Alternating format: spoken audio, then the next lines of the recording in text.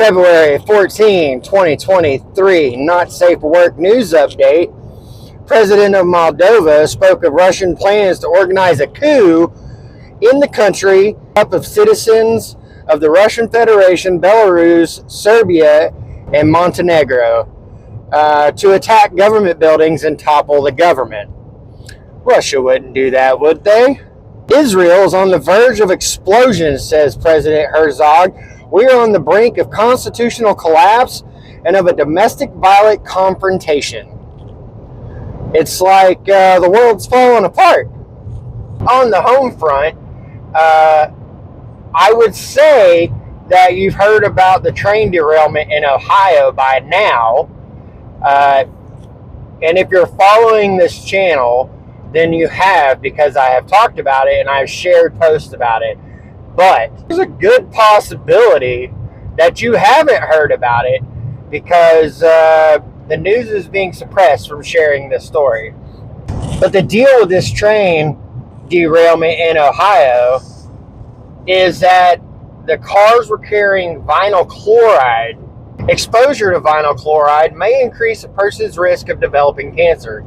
Human and animal studies show higher rates of liver, lung, and several other types of cancer.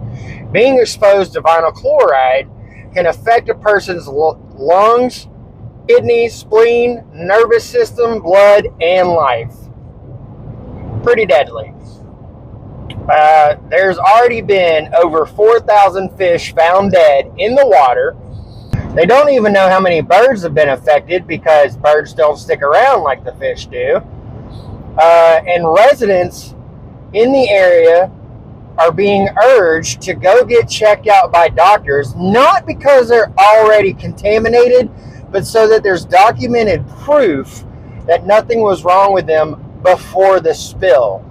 Also, the company that was shipping the chemicals mislabeled the containers, and so therefore they weren't traveling down the dangerous chemical tracks.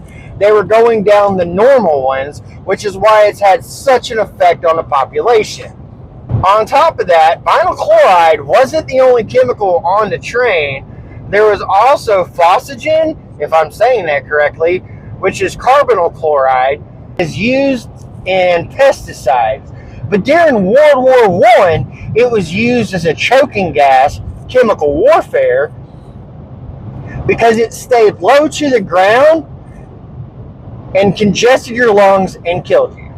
So far, reporters have been arrested by authorities trying to cover this story, and there has been no help from FEMA or Red Cross because it's not a dangerous situation.